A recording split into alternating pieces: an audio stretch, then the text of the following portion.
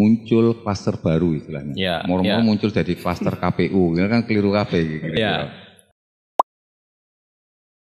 Selamat pagi, selamat. Iya, selamat pagi. Sehat nggih Pak Cahyo? Alhamdulillah sehat. Bisa sedikit dikenalkan jenengan ini asli namine sinten saya? Panjangnya. Oh ya, nama panjang saya sebenarnya Soekarno Budi Nur Cahyo. Oh, ya, bukan Cahyo gitu kan? Oh, ya kalau bisa juga jadi dipanjangin Cahyo gitu nggak apa-apa. ya mungkin sedikit klarif aja. Sebenarnya saya bukan tim gugus tugas kota ya. Dalam hal ini saya sebagai tim penanganan COVID di tingkat dinas kesehatan. Kebetulan tim COVID-nya dinas kesehatan. Dan kebetulan saya sebagai koordinator data dan informasi memang. Ya, jadi seperti itu. Jadi lebih ke arah penanganan di dinas kesehatannya. Ya, saya sebagai koordinator datanya. Ya. Nah, mungkin melepas posisi itu sebenarnya pelaksanaan pilkada ini kan tanggung jawab saya, tanggung jawab sebagai warga kota ya. Tanggung jawab KPU sebagai pelaksana, tanggung jawab stakeholder. Stakeholder. Saya mewakili masyarakat lah istilahnya gitu. Ya. Saya juga punya rasa tanggung jawab yang sama untuk ngomong pada 9 Desember itu terselenggara coblosan. Karena saya akan memilih pemimpin kan gitu. Ya. Nah, dinas kesehatan tentu sudah punya ketentuan yang luar biasa ketat kaitan dengan COVID gitu kan. Ya. Nah, bagaimana protokol kesehatan itu, jaga jarak, physical distancing itu, terus bagaimana menghindari kerumunan, dan seterusnya. Lah, masalahnya kegiatan KPU itu berpotensi seringkali atau bahkan mesti itu menghadirkan atau menciptakan kerumunan, kan gitu istilahnya. Ya. Lebih rotok anune. Ya, bahasanya seperti itu. Ya, kira-kira semacam itu. Ya. Soalnya atau setidaknya bertemu seorang petugas coklit atau petugas pengolah data pemilih ini, petugas lapangan data pemilih itu hadir ke rumah-rumah. Nah, bagaimana ini jenengan sebagai atau mewakili dinas kesehatan melihatnya ini? Ya, kalau saya melihat sih sebenarnya KPU sendiri sudah mempersiapkan itu ya protokol kesehatan nanti untuk mulai persiapan sampai acara pemilihannya. KPU sendiri sudah menyiapkan protokol itu sesuai dengan protokol kesehatan yang ada. Yeah. Terkait ini memang KPU sendiri sudah pernah koordinasi dengan kami dengan kesehatan terkait kemarin persiapan untuk tim KPPS dan itu dilakukan rapid. Kami membantu melakukan rapid. Meskipun kemarin juga ada beberapa yang reaktif. Kami sebagai dinas kesehatan juga melakukan langkah lebih lanjut dengan melakukan isolasi terhadap yang reaktif ini di shelter kecamatan yang sudah kami siapkan itu. Ya. Itu kemarin langkah-langkah yang sudah kami lakukan. Untuk KPU sendiri pun kami lihat juga sudah benar-benar mempersiapkan ya untuk ini. Ya, artinya kan jenengan untuk dalam waktu dekat saja yang urusan pencoklitan saja ini kan sudah ada artinya kehadiran dinas kesehatan sudah ada gitu di proses ini gitu. Mungkin sebatas komunikasi ya dengan kami ya. Dalam hal ini memang kami tidak ikut terjun langsung lah dalam memang tidak paling enggak memang KPU sudah mengkomunikasikan ada jadwal agendanya seperti ini. Jadi seperti itu aja. Ya. Jadi kira-kira untuk menghadapi ini dinas kesehatan kan tentu juga punya kewajiban yang sama juga karena hal yang sama karena menjaga agar jangan sampai muncul klaster baru istilahnya. Moro-moro muncul jadi klaster KPU, ini kan keliru kabeh gitu. Ya, memang kalau di tim kami termasuk di Puskesmas pun kami terus menginstruksikan untuk tetap menggembor-gemborkan publikasi, informasi ke masyarakat. Jadi nanti waktu pemilihan masyarakat tidak lalai, tidak lupa dengan protokol. Mulai tetap memakai masker saat keluar rumah, sering cuci tangan, tetap menjaga jarak, ya. Tetap dari langkah kami dari Dinas Kesehatan sebagai preventifnya tetap kami mensosialisasikan itu, mempromosikan itu. Itu tetap itu jadi langkah kami membantu KPU dalam hal ini. Ini bukan cuma KPU ya, ini lingkup kita semua. Jadi mungkin dalam hal ini kita lebih menggencarkan lagi dalam persiapan pilkada ini. Jadi biar masyarakat jangan sampai lalai dengan itu. Soalnya sekali lagi untuk PWDP saja sekarang misalkan petugasnya sekali lagi kalau kita ulang itu sudah bertemu. Saya sebagai petugas pengen mendata Mas Sahyo sudah berpotensi ketemu kan, berhadapan tatap muka. Nah, itu sudah sekian berapa ratus ribu warga di Kota Pasuruan kan gitu. Nah, terus belum lagi nanti di titik di kantor KPU nanti itu bakal ada iring-iringan bisa saja. Karena Arab nganter ke pasangan calonnya daftar gitu kan untuk bulan depan itu mungkin. Ya setidaknya ini mungkin ada catatan-catatan mungkin dari Dinas Kesehatan nanti bagaimana. Ya mungkin ini lebih banyak ke peran lintas sektor ya dalam ini tim gugus tugas juga harus membantu ya termasuk tim dari kepolisian, dari TNI dan tim gugus tugas tingkat kota, kecamatan mau sampai kelurahan. Itu tetap memang harus dipersiapkan memang ya. Jadi jangan sampai nanti begitu ada salah satu contoh tadi mau pendaftaran ada iringan seperti itu ya. Tim gugus tugas harus sudah mempersiapkan itu. Ya, jadi bagaimana jangan sampai kerumunan ini membuatkan ya tadi memunculkan klaster baru. Ya, itu memang nanti itu lebih ranah ke gugus tugas kota ya untuk preventif persiapan itu. Jadi setidaknya kalau secara teknis dari kami kesehatan sini pun kami lebih banyak mungkin ke persiapan untuk tenaga medis maupun paramedis ya. Jadi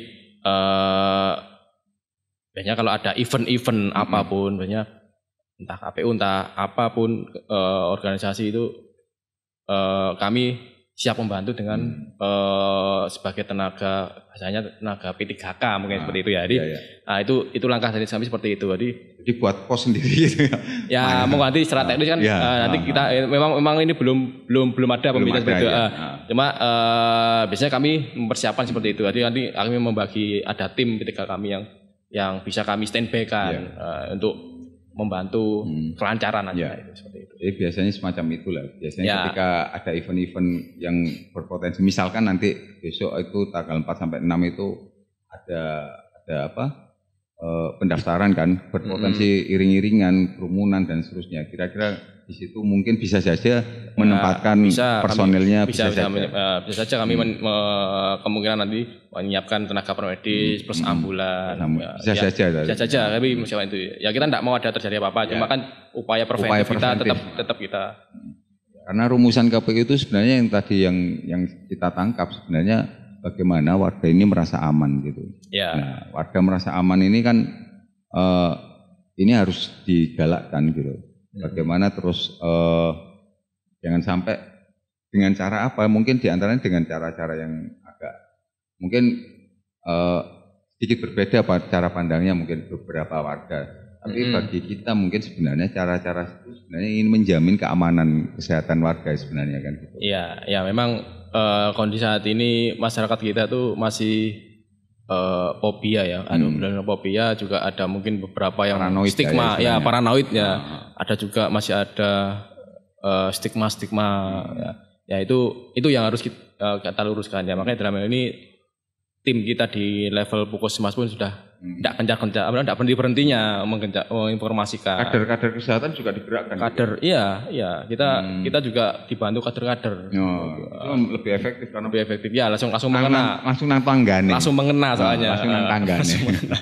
Ya memang saat ini kita belum bisa juga sih mengumpulkan kader dalam konteks pertemuan ya. Ya mungkin beberapa aja, tidak dalam konteks langsung satu wilayah itu.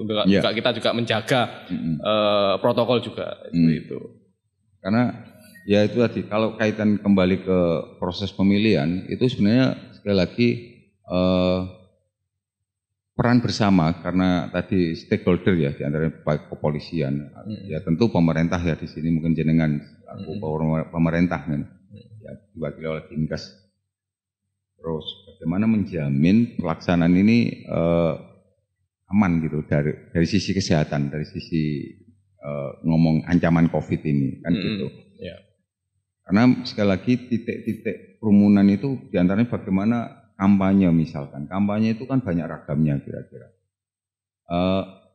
Mungkin butuh diskusi panjang nanti sebenarnya dari Dinkes bagaimana menyiapkan, bagaimana saya seorang calon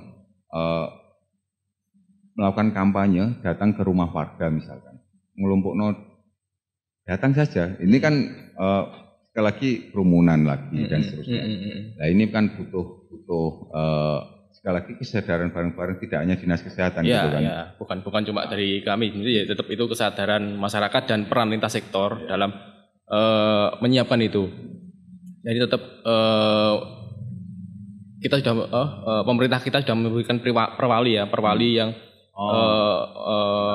menuju tatanan new normal. Nah, di situ kan sudah ada beberapa poin-poin yang kan, kalaupun adapun acara yang sifatnya mengumpulkan massa sudah diatur juga maksimal kan 50% dari kapasitas ruangan, tetap dengan protokol kesehatan, menjaga jarak minimal, memakai masker dan menyiapkan tempat cuci tangan. Jadi tetap kami dari kesehatan tetap mengajukan seperti itu sesuai dengan apa yang sudah diperwalikan. Nah, berkaitan dengan ketika mungkin ini kan ada seleginje wilayah salah pemahaman. Ada beberapa yang kembali ini mungkin diantaranya yang ini tidak hanya terjadi sekali lagi, tidak hanya terjadi di KPU ya, tidak karena menyangkut dengan ketika saya reaktif misalkan, ketika reaktif ada yang isolasi mandiri, ada yang isolasi di shelter atau di rumah isolasi. Nah, kalau di sini kan pendopo diantaranya atau di shelter kecamatan. Ya. Nah, kira-kira ini kalau ngomong klasifikasi atau apa gitu, atau wis aku gak gelem ning shelter, aku ning omah wae. Itu kira-kira piye sih sebenarnya ini? Jadi gini, yang isolasi mandiri, kita bicara isolasi mandiri itu. Isolasi mandiri itu kalau kita di rapid hasil reaktif dan dia memang tidak bahasa awamnya tidak sakit ya, tidak sakit dan memang di rumahnya memungkinkan untuk bisa isolasi mandiri, memungkinkan bisa kami rekomkan di rumah. Tapi kalau meskipun dia tidak ada keluhan apa-apa, tapi di rumahnya tidak memungkinkan. Nah, ini yang kita bawa ke shelter. Kuncinya tidak memungkinkan atau memungkinkan tadi. Iya, nah, ini kondisi lingkungan dan di rumahnya. Rumahnya. Memang ada yang diisolasi mandiri di rumah ada, karena ada support dari keluarga. Keluarga sudah kami bisa monggo isolasi mandiri. Tetap dalam pengawasan kami. Ya, dalam ini Puskesmas wilayah. Kalau yang mungkin ada gejala terus musim tidak parah dan tidak memungkinkan di rumah, itu yang baru kita bawa kesehatan. Ya. Karena sekali lagi itu kan bakal muncul bisa jadi. Kita tidak menginginkan kan? Iya, tidak menginginkan. Tapi kan karena perbincangannya adalah preventif, ya, itu kan modelnya kayak impian sing elek-elek. Jadi angen-angen sing elek-elek gitu kan saya. Ya. Jadi ketika kok ngene iki opo gitu. Jadi koyoke kita harus ketika di masa kampanye ternyata terus ditemukan reaktif gitu. Ini kan luar biasa, ini menjadi sesuatu yang pekerjaan tambahan, karena ketika ngomong hal gitu ditemukan, tugas beratnya akhirnya harus bertambah karena harus melakukan karantina, memang tracing tetap dan seterusnya. Ya. Nah, selain juga keputusan masalah karantina atau tidak dan seterusnya. Ya. Nah, kan kayak gitu kira-kira. Ya, jadi memang seperti itu. Jadi hampir tiap hari teman-teman Puskesmas kami ini tidak ada berhentinya melakukan tracing. Karena ya tahu sendiri di Instagram, di data kami juga hampir tiap hari ada terus kenaikan, terus ada penambahan. Akhirnya tracing pun juga tidak berhenti, tetap seperti itu. Ke depan untuk persiapan Dinas Kesehatan, persiapan khususnya yang di Pilkada 2020 ini kan tanggal 9 Desember. Ya, kira-kira step atau langkah taktisnya ini kita pengen menunggu juga sebenarnya. Bagaimana sebenarnya? Ya langkah awal kami sendiri tetap kami pertama tetap mempromosikan ya informasi untuk protokol COVID, protokol kesehatan ke masyarakat, tetap itu kita gembor-gemborkan. Terus menginformasikan untuk tidak memberikan stigma ke yang positif. Terus karena COVID ini bukan penyakit apa istilahnya ya, seperti HIV itu ya. Jadi HIV sekarang pun juga stigma sudah mulai mudah. Dulu kan sempat ya. Jadi ya kan ini bukan seperti itu. Ini penyakit bukan ya hantu atau apa gitu. Ya bukan seperti itu. Nah, terus terkait dengan persiapan ini ya kami dari tim kesehatan pun siap membantu untuk sebagai tenaga paramedis maupun medis nanti untuk melancarkan acara, untuk mendukung acara. Ya memang mungkin sampai saat ini mungkin pembahasan secara ini mungkin belum ya, mungkin nanti mendekati hari nanti akan ada pembahasan seperti itu. Jadi itu sih langkah-langkah teknis untuk yang terkait persiapan itu. Ya, karena memang sekali lagi kita tegaskan di sini tanggung jawab urusan kesehatan tidak hanya di Dinas Kesehatan gitu. Ya, sebenarnya juga peran masyarakat, peran itu besar sekali. Ya, karena ya kayak di Warta Promo misalkan kemampuan kita pengen ikut bareng-bareng serentak menjaga ya dengan menghadirkan jenengan di antaranya kan. Ya itu satu bagian kecil kita, mungkin tidak apa-apa tapi bukan apa-apa juga.